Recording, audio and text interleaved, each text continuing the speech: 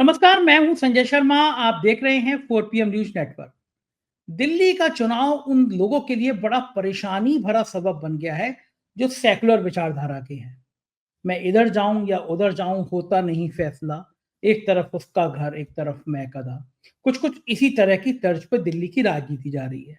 केजरीवाल और राहुल गांधी अब से कुछ महीने पहले तक बहुत पक्के दोस्त थे, इंडिया गठबंधन के साथ ही थे, लेकिन अब एक दूसरे पर हमला कर रहे हैं। तो फिर बात किसकी की जाए, साथ किसका दिया जाए। और जो सेकुलर वाले लोग हैं, उसमें से जो कांग्रेस की विचारधारा के लोग हैं, वो उन लोगों से बहुत नाराज है जो केजरीवाल की बात जरा सा भी कर दे रहे हैं। मैंने एक इंटरव्यू किया था केजरीवाल का। जब वो बातचीत आई इंटरव्यू की, तो मैंने उनसे सुझाव दिया कि मैं सब लोगों का एक साथ बैठ के इंटरव्यू करना चाहता हूँ। सब लोग बैठे, आतिशी जी बैठी, केजरीवाल बैठे, मनीष सिसोदिया थे, सौरभ थे, सत्येंद्र जैन थे। बड़ा अच्छा था, मेरे हिसाब से बड़ा अच्छा इंटरव्यू था। उसका कुछ एक-एक लाइन काट के कुछ भाई लोगों को, जिनको मिर्ची लगी, जिनको इंटरव्यू नहीं दिया गया, वो लोगों ने वायरल करना शुरू किया।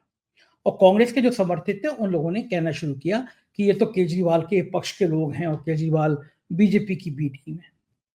एक बड़े यूट्यूबर ने एक ट्वीट भी किया कि क्या है दिल्ली की हकीकत क्या है? क्या दिल्ली में बीजेपी और कांग्रेस का मुकाबला होने जा रहा है? ऐसा तो नहीं है ना। बच्चा-बच्चा जानता है कि दिल्ली में मुकाबला तो भारतीय जनता पार्टी और केजरीवाल के बीच में है।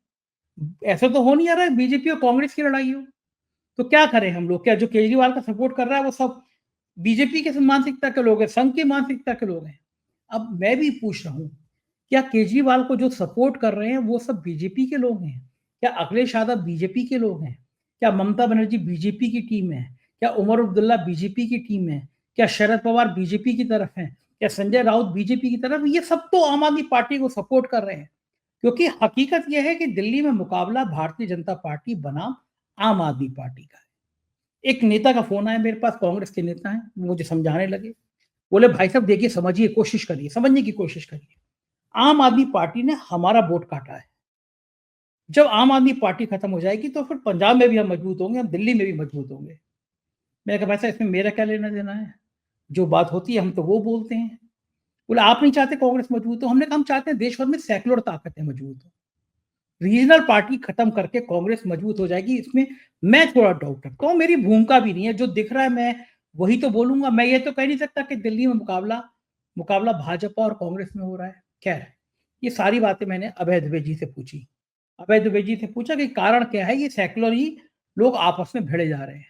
बड़ा शानदार बात का जवाब दिया अभय दुबे जी ने, आज की बातचीत में देखेंगे। मैंने उनसे पूछा ये बात कहाँ से आई कि सुप्रीम कोर्ट के पूर्व मुख्य न्यायाधीश चंद्रचूड़ साहब क्या राष्ट्रपति बन सकते हैं? क्या मोदी जी इस तरह का कोई चिराग निकाल सकते हैं? और बिहार की राजनीति में क्या होने जा रहा है? ये तमाम बातें आज के इस बातचीत में, इंटरव्यू में हैं। अभय दुबे जी के संग बहुत शानदार बातचीत है, आपसे रिक्वेस्ट है पूरा सुनिएगा और बताइएगा। उससे पहले चैनल को सब्सक्राइब और ज्वाइन कर लीजिएगा। चलते हैं अभय जी के पास। 4 पीएम न्यूज़ नेटवर्क में स्वागत है अभय दुबे जी आपका। दिल्ली के लोग और सेकुलर लोग बड़े परेशान हैं। पूरे अभी 1 डेढ़ 2 महीने पहले महाराष्ट्र में केजरीवाल और राहुल गांधी एक दूसरे की तारीफ करते नहीं थकते थे। इंडिया गठबंधन के साथ ही थे, हाथ में हाथ डाल के फोटो खिंचाते थे। कहते थे कि हमारा गठबंधन सबसे अच्छा, हमारा नेता सबसे अच्छा। और अब राहुल गांधी की भी एंट्री हुई तो उन्होंने दनादन केजरीवाल पे निशाना साध दिया। कह दिया कि केजरीवाल अडानी पे तो कुछ बोलते ही नहीं है। क्या मतलब है इनके, अडानी पे खामोश रहते हैं। जाति जनगणना पर नहीं बोलते। तुरंत केजरीवाल ने एक बयान जारी कर दिया जिसमें उन्होंने अडानी पे ढेर सारे हमले बोले थे, हाउस में भी बोले थे। लेकिन ये जो हमले हो रहे हैं कांग्रेस और आम आदमी पार्टी के आस-पास से एक दूसरे के ऊपर, बीजेपी बड़े मजे में ले रही है कि चलो दोनों जने आपस में भिड़ गए। तो ये हमले जो हो रहे हैं इसके पीछे की क्या केवल यही है कि चुनाव में अपना-अपना वोट प्रतिशत बढ़ जाए? क्या दोनों को नज़र नहीं आ रहा कि इससे बीजेपी को फ़ायदा हो जाएगा इन हमलों से? खेल क्या है? रणनीति क्या है इन हमलों की? देखिए, मैं तो जरा थोड़ा अलग हटके देखता हूं। मेरा मानना है कि जो कांग्रेस की भूमिका है उसको भारतीय जनता पार्टी उसको लेके चिंतित है। वो बिल्कुल मजे नहीं ले रही है। वो बहुत ही सतर्कता पूर्वक, चौकन्नी होकर, पूरी आंख खोलकर और पूरा दिमाग साफ करके इस भूमिका को देख रही है।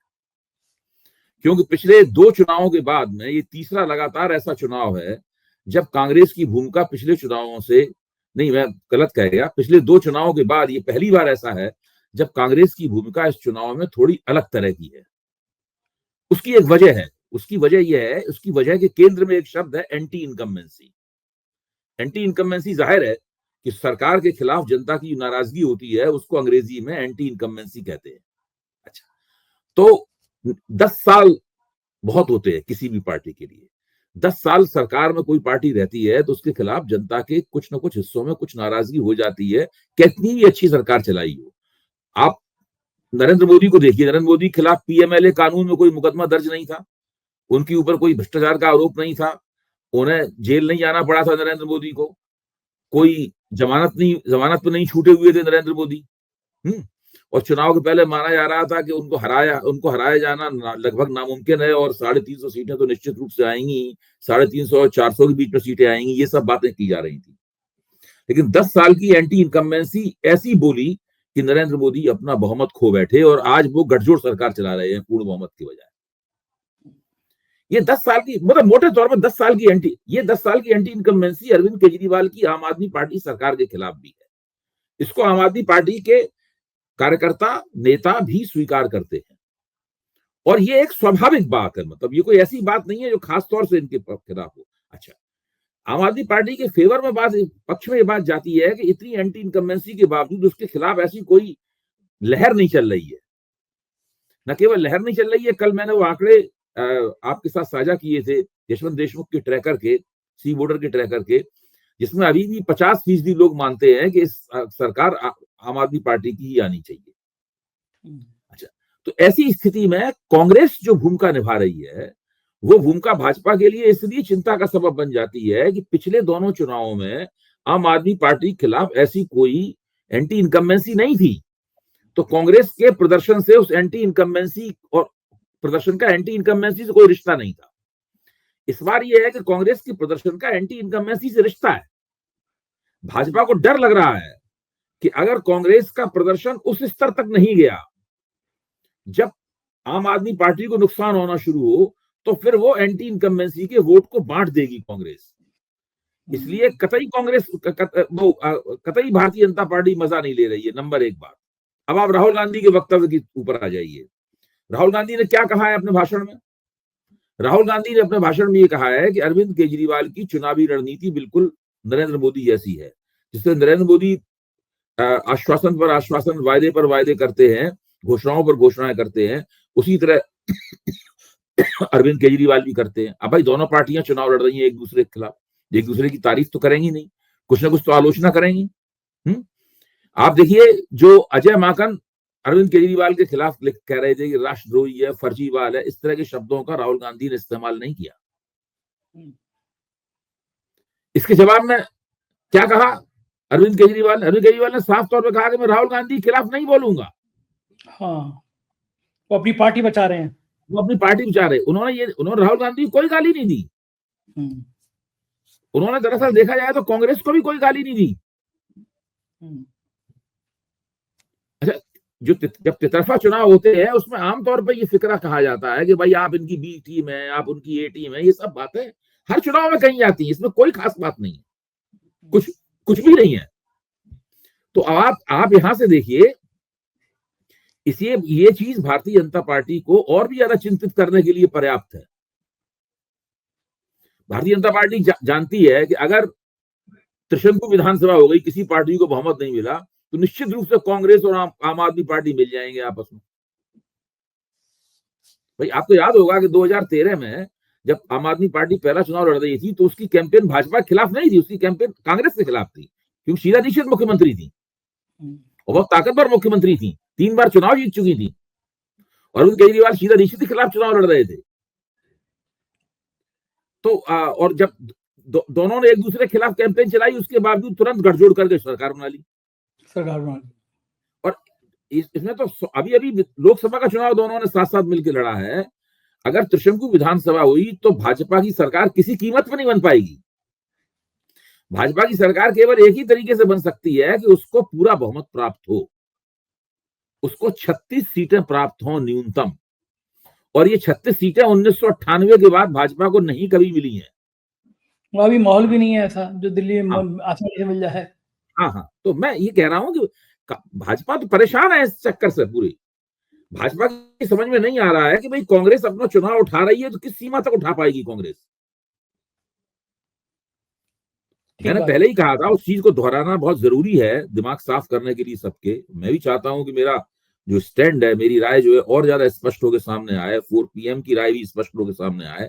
वो बिल्कुल स्पष्ट होकर सामने राय आनी चाहिए कि कांग्रेस अगर अपना चुनाव थोड़ा ही उठा पाई, यानी वो केवल 8%, 9% वोटों तक जा पाई, तो वो आम आदमी पार्टी का कोई नुकसान नहीं करेगी, वो सिर्फ भारतीय जनता पार्टी का नुकसान करेगी। वो जो एंटी इनकम्बेंसी का वोट होगा उसको बांट देगी कांग्रेस, और भाजपा बहुत पीछे चली जाएगी। मुझे लगता है उस सूरत में हो सकता है वो पूरी 60 सीटें दोबारा निकाल ले आम आदमी पार्टी।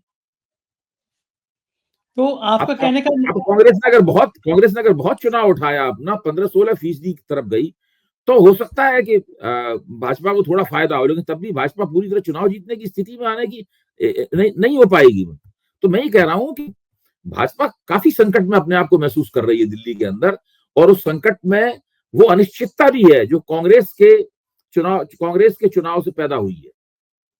अच्छा, बड़ी समस्या है। जैसे जो यूट्यूब पे अपना विश्लेषण करते हैं, माना यह जाता है कि हम लोग कुछ चंद लोग हैं जो सरकार से सवाल पूछते हैं, बाकी सब तो सरकार के भक्ति काल में रहते हैं, उनका भक्त टाइप के रहते हैं चैनल, उनके लिए कोई टिप्पणी करना भी नहीं चाहिए। लेकिन हम लोग चंद लोग ऐसे हैं चैनल जो हैं जो सवाल पूछते हैं।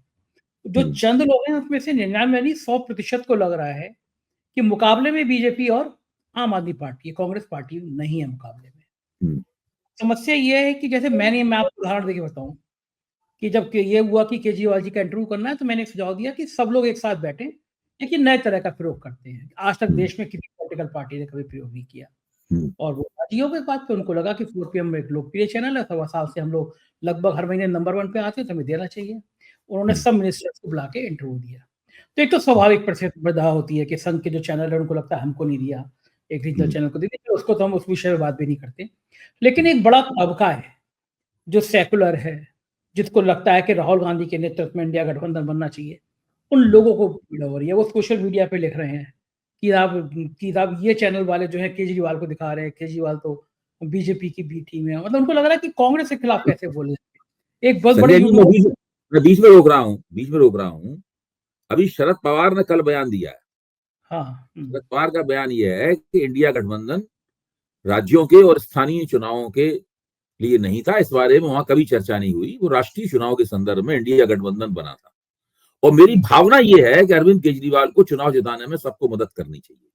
ये शरद पवार ने इंटरव्यू दिया है। अच्छा, कौन नहीं है इंडिया गठबंधन में? कांग्रेस को छोड़कर ऐसा कौन सी राजनीतिक शक्ति है जो दिल्ली में आम आदमी पार्टी का समर्थन नहीं कर रही है?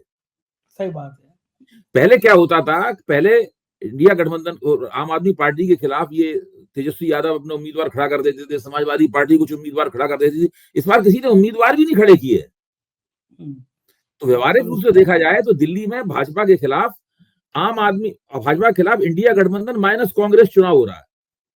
हाँ, सही बात है। कांग्रेस के अलावा बाकी हाँ, इंडिया गठबंधन माइनस कांग्रेस चुनाव हो रहा है यहाँ पे। हाँ, देखिए उमर अब्दुल्ला हो गया। ऐसा लोकसभा चुनाव में भी कई जगह हुआ है भाई। लोकसभा चुनाव में ममता बनर्जी कह सकती थी कि इंडिया गठबंधन माइनस CPM और माइनस कांग्रेस लड़ रहा है वहां पे पश्चिम बंगाल में। अभी जब उपचुनाव हुए उत्तर प्रदेश में, जब कांग्रेस ने अपने उम्मीदवार देने से मना कर दिया, तो अखिलेश ने क्या कहा? अखिलेश ने कहा इंडिया गठबंधन के उम्मीदवार साइकिल के चुनाव चिन्ह पर चुनाव लड़ रहे हैं। हाँ, ये कहा था नहीं कहा? अब सब इन सब बातों को याद रखने की जरूरत है। तो मैं ये कह रहा हूं कि ऐसा कुछ भी नहीं है। इंडिया गठबंधन की सभी पार्टियां आम आदमी पार्टी के साथ हैं, कांग्रेस को छोड़कर। तो इंडिया गठबंधन का 90% हिस्सा जो है ना, वो आम आदमी पार्टी के साथ है। कांग्रेस की 99 सीटें निकाल लीजिए, विपक्ष की सीटें कितनी बैठती? 125 से ऊपर बैठती हैं। हाँ, वो अरविंद केजरीवाल के साथ खड़ी हुई है वो सीटें। इंडिया गठबंधन कहां टूट गया, क्या हो गया? कांग्रेस को जो लोग कांग्रेस को इंडिया गठबंधन का पर्याय माने बैठे हैं, एक तरह से ठीक है और एक तरह से ठीक नहीं है। ठीक इसलिए है कि कांग्रेस एक राष्ट्रीय पार्टी है, इंडिया गठबंधन उसके बिना कुछ नहीं है। उसको होना ही चाहिए इंडिया गठबंधन में, और लोकसभा चुनाव के संदर्भ में उसका नेतृत्व करना चाहिए। लेकिन ये लोकसभा चुनाव नहीं है भाई। आज तो ये विधानसभा बिल्कुल में। बचकाने भैंसे हैं।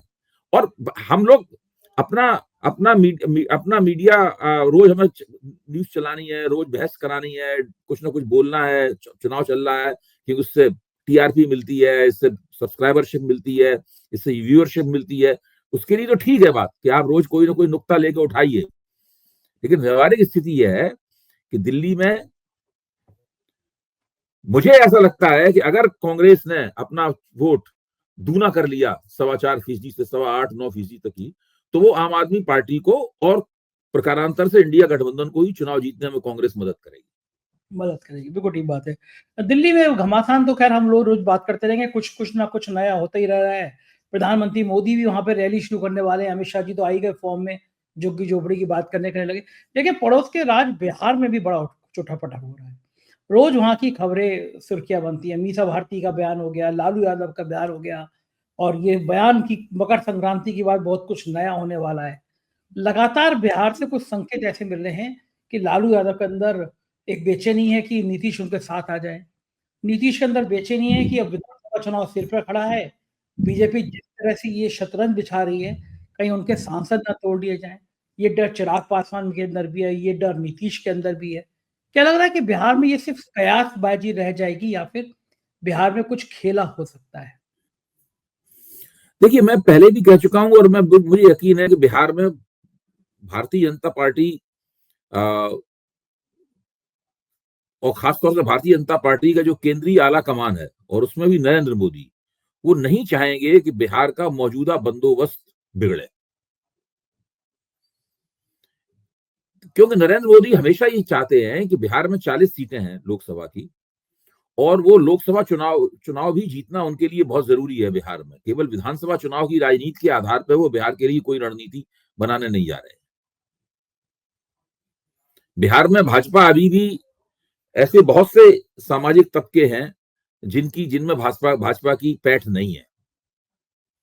इसकी वजह से नरेंद्र मोदी चाहते हैं कि अभी फिलहाल नीतीश कुमार भाजपा के साथ बने रहें, और इसलिए वो कोई जो शक्तियों राजनीतिक शक्तियों का संतुलन है, उस संतुलन को वो बिगाड़ने की कोशिश नहीं करेंगे। और अगर बिहार प्रदेश भाजपा में ऐसे तत्व हैं जो संतुलन को बिगाड़ना चाहते हैं, तो मुझे लगता है कि आला कमान बयानबाजी वगैरह होती रहेगी, उसके बावजूद आला कमान उनको कोई ऐसा कदम उठाने से रोकेगा। मेरी ऐसी राय है। मुझे नहीं लगता कि नीतीश कुमार को निकाल देने से गठजोड़ से, या नीतीश कुमार नाराज होकर फिर से महागठबंधन के साथ चले जाएं, या इस तरह की कोई घटना हो जाए तो उससे कोई भाजपा को फायदा होगा या एनडीए को फायदा होगा। नहीं होगा फायदा, उससे वो अपने पैरों में कुल्हाड़ी मार लेंगे ऐसा करके। पिछली बार जब नीतीश कुमार गठजोड़ छोड़ के, एनडीए छोड़ के महागठबंधन में गए थे, तो उनके खिलाफ बिहार में बाकायदा एक साजिश हो रही थी उनको सत्ता से हटाने की, जिनकी खबर उन्हें लग गई थी, भनक लग गई थी, और वो रातों रात उन्होंने पाला बदल लिया था। अब वो ऐसा कोई काम करने को तैयार नहीं है, और सूरत भी बदली हुई है। उनकी पार्टी एनडीए की दो बैसाखियों में से एक है। फिर दो तीन मोर्चे भाजपा खोलने पड़ेंगे आपको। यहाँ पे सरकार बचानी पड़ेगी, वहां आपको तमाम एमपीज हैं, उनके तमाम सांसद हैं जो जनता दल यूनाइटेड के, उनका दल बदल कराना पड़ेगा। वो कितना हो पाएगा, कितना नहीं हो पाएगा, उसका बहुत बुरा संदेश एनडीए के दूसरे घटक दलों को जाएगा। तेलुगु देशम को बहुत बुरा संदेश जाएगा। वो कोई अच्छी स्थिति थोड़ी ना होगी। हाँ, ये बात तो ठीक है, लेकिन मुझे एक चीज़ और लगती है, जहाँ तक मैं बिहार हाँ। की राजनीति को समझ पाया भेजी, मुझे लगता है कि क्षेत्रीय दल हमेशा ये चाहते हैं, चाहे तुम हो चाहे हम आए, लेकिन हम्म, राष्ट्रीय दलों का प्रभुत्व ना बने, चाहे वो हम्म, कांग्रेस हो चाहे वो भाजपा हो। तो हम्म, मेरे पास जो फीडबैक एक बिहार से आया था, कुछ बड़े जिम्मेदार किस्म के लोगों ने मुझसे कहा, पॉलिटिकल लोगों ने, कि हम्म, लालू यादव को लग रहा था कि नीतीश कमजोर हो रहे हैं, और हम्म, नीतीश कमजोर हो रहे हैं, एनडीए में बीजेपी की ताकत बढ़ रही है बिहार में। हम्म, तो इसलिए ये ट्रम्प चाल चली गई लालू की तरफ से कि नीतीश की अहमियत बढ़ाने को ये संदेश दिया जाए कि नीतीश हमारे साथ आ रहे हैं, नीतीश छोड़ सकते हैं। इससे बीजेपी डरेगी और नीतीश को और महत्व देगी। लालू के लिए नीतीश ज्यादा बेहतर है या बीजेपी का बिहार में आना? क्योंकि बीजेपी जब एंटर करती है तो फिर घमासान मचाती है, ये हमने कई राज्यों में देखा है। तो लालू यादव क्या क्या इस नीतीश की हवा के पीछे लालू यादव का क्या ये गेम प्लान भी हो सकता है कि रीजनल पार्टी मौजूद रहे, चाहे वो मौजूद रहे या हम रहें, हम्म, बीजेपी की ताकत ना बढ़े बिहार में। हो सकता है ये बात, मैं इससे इनकार नहीं कर रहा हूं। आप अगर जो बार बार राष्ट्रीय जनता दल की तरफ से बातें कही जाती हैं कि नीतीश हमारे, अभी मीसा भारती ने कहा नीतीश हमारे गार्जियन है, उनका स्वागत है अगर वो आना चाहें, लालू ने भी कहा है, तेजस्वी भी कभी कभी इस बात को कहते रहे हैं। तो ये सब बातें जो कही जाती हैं, इसके पीछे हो सकता है कि एनडीए के अंदर नीतीश कुमार की स्थिति को मजबूत करने वाली बात रही हो। इसका असर ये पड़े, नीतीश वहां पर एनडीए के अंदर और मजबूत हो जाए, और भारतीय जनता पार्टी थोड़ा सा अगर उन्हें कहीं से अस्थिर करना चाहती है तो उससे वो भारतीय जनता पार्टी परहेज करे। एक ये भी बात हो सकती है। लेकिन अब आप देखें कि ये इस प्रकार का विश्लेषण हम लोग करते हैं तो इसमें काफी कुछ दूर की कौड़ी सी लगती है बात ये। अब इस चीज की आवश्यकता क्या है? ऐसा लालू यादव करें, इस चीज की आवश्यकता है क्या? देखिए, चुनाव बिहार के चुनाव में कम से कम 8 से 10 महीने हैं। ये एक लंबी अवधि है, लेकिन उसके बावजूद बिहार में सब कुछ चुनाव की दृष्टि से ही सारा कुछ हो रहा है।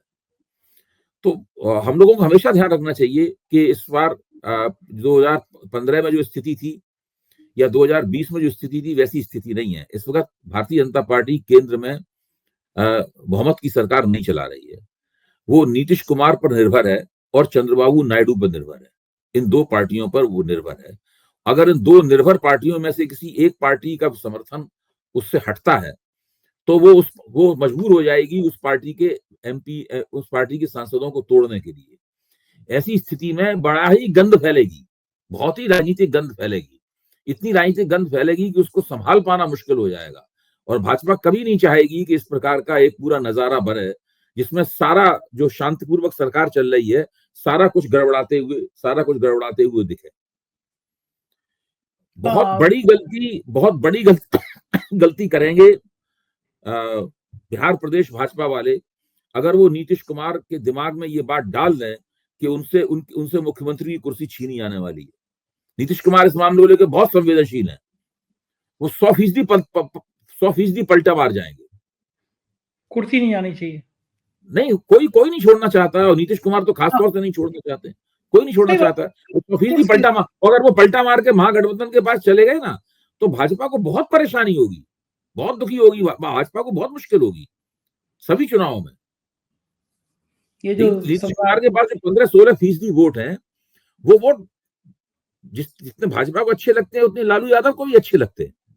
ठीक बात है, वो मार सारी उन्हीं वोट बैंक की है। हाँ, और क्या। हाँ, लोग लेकिन ये भी सोच रहे हैं कि नीतीश जी बीमार रहने लगे हैं, थोड़ी याददाश्त लोग कहते कम हो गई है। उनको लगता है कि नीतीश के बाद कौन, तो वो वोट बैंक कहाँ चला देखिए, ये सब छोटी मोटी बातें होती रही। मेरा तो मानना है नीतीश कुमार जी इस पर सीन पर नहीं रहेंगे, चाहे स्वास्थ्य खराब होने की वजह से रहें या किसी और वजह से रहें। जब उस राजनीतिक सीन पर नहीं रहेंगे उस वक्त जनता दल यूनाइटेड का भविष्य पूरी तरीके से संदिग्ध हो जाएगा। वो उन्हीं की वजह से वो पार्टी है। नीतीश कुमार जी का अपना तो कोई है नहीं जो उनका उत्तराधिकारी हो। नीतीश कुमार ने पार्टी में भी किसी को अपना उत्तराधिकारी नहीं होने दिया है। नीतीश कुमार ने पार्टी में, उनका दरअसल कोई उत्तराधिकारी नहीं है। कोई भी ऐसा बंदा नहीं है जो कि खड़े होकर ये कहे कि नीतीश कुमार कहें कि भाई अगर हम बीमार हो जाएं, जैसे होता नहीं किसी दफ्तर में कोई अफसर छुट्टी चला जाता है तो उसका एक लिंक अफसर बनाया जाता है, जब ये छुट्टी से वापस आ जाएगा तब तक ये फाइल ऑफ दस्तखत ये करेंगे। तो ऐसा भी कोई बंदा नहीं है नीतीश कुमार की जगह फाइल ऑफ दस्तखत करने के लिए तैयार हो, बताया गया हो। वो बिल्कुल नीतीश कुमार केंद्रित पार्टी है हर तरह से। ये ऐसी मौके पे बड़ी समस्या आ जाती है कि पार्टी का मुखिया अगर क्या हुआ जयललिता, आप बताइए, जयललिता की पार्टी कितनी ताकतवर थी तमिलनाडु में, अन्ना द्रमुक मुनेत्र कड़गम। जयललिता का देहांत हो गया तो जो लोग दावे करते थे कि वो जयललिता के उत्तराधिकारी हैं, पब्लिक ने तो किसी को उत्तराधिकारी नहीं माना। हाँ, तो जयललिता पूरा दावा ही बिखर गया। अन्ना द्रमुक कमजोर हो गई, उसका पूरा दावा बिखर गया वहां पे। हाँ, सही कह रहे हैं, एकदम सही कह रहे हैं। ये वक्त की नजाकत है कि आप से देखें तो मुलायम सिंह जी ने अखिलेश जी को अपना उत्तराधिकारी बना दिया था। अखिलेश जी को वास्तविक उत्तराधिकारी बनने में समय लगा थोड़ा। उनके चाचाओं ताऊओं ने उनको दबाए रखा, धीरे धीरे करके वो उभरे हैं, लेकिन कुल मिलाकर वो उत्तराधिकारी मुलायम सिंह जी के जीवन में ही बन गए थे। चाहे कितना उसके साथ विवाद जुड़ा हुआ हो, तो उससे पार्टी और उसके जनाधार में बिखराव नहीं हुआ, वो अपनी जगह टिका रहा। लालू ने भी तेजस्वी को बना ही दिया, कितना भी घर में भी बहुत झंझट था, बड़ा भाई था उसको नहीं बनाया, छोटे भाई को बनाया, बहुत झंझट था घर में, है। लेकिन उसके बावजूद लालू यादव ने बना दिया, तो उसको तेजस्वी यादव बन गए उत्तराधिकारी, तो पार्टी का जनाधार नहीं बिखरा। हाँ, अन्ना द्रमुक बिखर गई, और नीतीश कुमार की पार्टी तो बिखरने से भी ज्यादा बुरी हालत में पहुंच जाएगी। देखो बिल्कुल यही लग रहा है कि अगर बंटवारा हुआ तो ऐसे ही होगा। एक और खबर जो बड़ी चर्चा का विषय बनी वो ये थी कि एक कार्यक्रम में वरिष्ठ पत्रकार ने पुण्य प्रसूल वाजपेयी उन्होंने मंच पे कह दिया कि चंद्रचूड़ जो है वो अगले राष्ट्रपति हो सकते हैं। तो फिर तमाम उस पे सुर्खियां हंगामा मचा हुआ है इस बात खबर पे कि चंद्रचूड़ जो है वो अगले राष्ट्रपति हो सकते हैं। इस बात की संभावना, इस बात की चर्चा क्या यूं ही कर दी गई होगी कि पुण्य प्रसूल जी ने कर दी होगी? कुछ लगा होगा, कुछ संदेशे होंगे, कुछ अंदेशे होंगे। चंद्रचूड़ जी इनका जो सरकार के प्रति थोड़ा सा सॉफ्ट हो गया था बाद में, या गणेश आरती का प्रसाद मिल सकता है उनको, क्या लगता है? भाई मैं ये मानता हूं कि चंद्रचूड़ जी का जो सार्वजनिक करियर है वो खत्म नहीं हुआ। जो उनका कार्यकाल समाप्त हो गया भारत के मुख्य न्यायाधीश का, सर्वोच्च न्यायालय के मुख्य न्यायाधीश का कार्यकाल समाप्त हो गया है, तो हम लोग सब प्रतीक्षा कर रहे हैं कि उनका दूसरा कार्यकाल कब शुरू होता है। उम्र भी उनकी कोई नहीं है, बिल्कुल शारीरिक रूप से बिल्कुल वो स्वस्थ हैं, दुबले पतले स्लिम आदमी हैं चंद्रचूड़ जी, और कुछ ना कुछ तो बड़ा काम, कुछ ना कुछ बड़ी भूमिका तो उनको दी जाएगी। अब राष्ट्रपति बनने के लिए राष्ट्रपति भी बन सकते हैं वो। अभी मौजूदा अभी हमारी राष्ट्रपति हैं आदरणीय महामहिम मुर्मू जी, द्रौपदी मुर्मू, वो हमारी राष्ट्रपति है। इससे पहले कोविंद जी हमारे राष्ट्रपति थे, महामहिम कोविंद जी हमारे राष्ट्रपति थे। तो इन राष्ट्रपतियों का जो तौर तरीका है, जिस तरीके से ये अपनी भूमिका निभा रहे हैं, चंद्रचूड़ जी राष्ट्रपति बनेंगे तो निश्चित रूप से इससे तो कुछ बेहतर ही काम करेंगे। इस बार क्या अगर जो प्रधानमंत्री अचानक फैसला लेकर चौंका देते हैं, इस बार तो राष्ट्रपति के लिए भी नायडू से और नीतीश कुमार से पूछना पड़ेगा। बिल्कुल पूछना पड़ेगा, बिल्कुल पूछना पड़ेगा। ऐसा नहीं है कि आप अपने मर्जी का कोई भी आप नहीं, कर दोगे। बिल्कुल पूछना पड़ेगा, और चंद्रचूड़ के नाम पे वो दोनों मान भी जाएंगे। हाँ, सहयोग तो मदद तो मिली है। महाराष्ट्र का चुनाव चंद्रचूड़ के नाम पे ऐसी कोई आपत्ति नहीं होगी, बशर्ते निजी तो कोई नाराजगी हो तो बात अलग है। कभी कभी ऐसा भी होता है, नेता निजी तौर पर नाराज होता, कहता नहीं इसको नहीं बनने देंगे किसी कीमत पे। ऐसा भी होता है, नेता किसी तरह से नाराज हुआ, तो ठीक है अब मौका मिला है पूरी हिसाब साफ करने का, अब नहीं बनने देंगे इसको। कुछ ही नेता ऐसे थे जो उन्होंने बहुत खुल के बगावत की। संजय राउत ने कह दिया था कि महाराष्ट्र के चुनाव इन्होंने महाराष्ट्र का जो फैसला था वो जानबूझ डाले रखा, और गंभीर आरोप लगा दिए थे चंद्रचूड़ पे। लेकिन ये बात तो सही कह रहे हैं, ऐसे बहुत कम नेता हैं जिन्होंने चंद्रचूड़ पे ऐसे हमले किए हों। लेकिन एक बार अब पुण्य प्रसूल जी ने ये बात कही है, तो मुझे लगता है कि हो सकता है कि उनका नाम कहीं चल रहा हो, उन्हें भनक लगी हो, तो उन्होंने उस बात को खोल दिया। लेकिन इससे वो जो एक ताज्जुब वाली बात जो होती है, लोगों को अचरज में नरेंद्र मोदी डाल देते हैं, वो बात तो खत्म हो गई ना इससे। हाँ, ये तो खुल गया मामला, सामने आ गया, चर्चा में आ गया। बात ठीक है, लेकिन आने वाले टाइम में पता चलेगा खेल है क्या। बहुत शुक्रिया अभय जी, आपने इतनी शानदार बातचीत की। Thank you. तो ये थे अभय दुबे जी, और आपने पूरी बातचीत सुनी। मुझे यकीन है ये बातचीत आपको पसंद आई होगी। आपकी राय का मुझे बेसब्री से इंतजार रहता है, बताइएगा जरूर। शुक्रिया, थैंक यू।